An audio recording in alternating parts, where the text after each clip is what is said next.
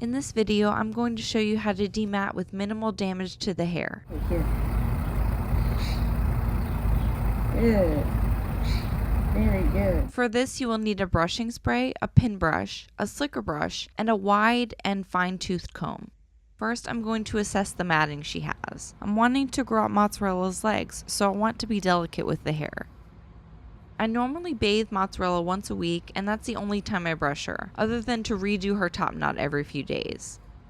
But with the holidays, she ended up going almost 2 weeks without getting touched. The top part of her coat is brushed out, and the comb goes through that, but underneath is very matted, and the comb disappears. We should be able to see all the way to her skin. I'm using a couple of different sprays here. Stay until the end to hear some of my favorites. I mist the coat a little bit, and then I start pulling the mats apart with my fingers.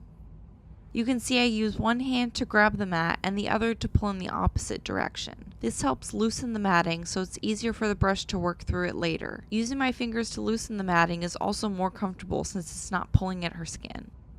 Next, I spray the coat again and go in with my Bursta 33 pin brush.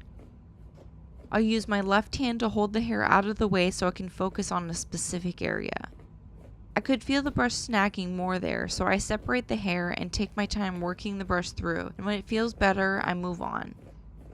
Once I finish the first pass with my pin brush, I will check with my comb. It's still very matted at the base, so I'll switch to a soft slicker. I mist the coat again and then gently go over that area. I start at the top of my section and use a line brushing technique down the leg.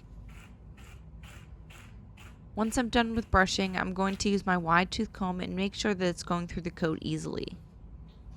I will also start paying attention for small pin mats still in the coat. These are hard to see, but left they will quickly cause the coat to tangle and mat back up around them. They are usually missed by the wide tooth comb, so I use a fine tooth comb to grab them.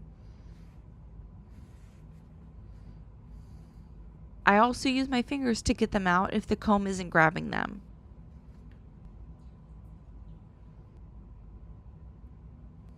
Once you don't see any pin mats and you can comb all the way down to the skin, you're done.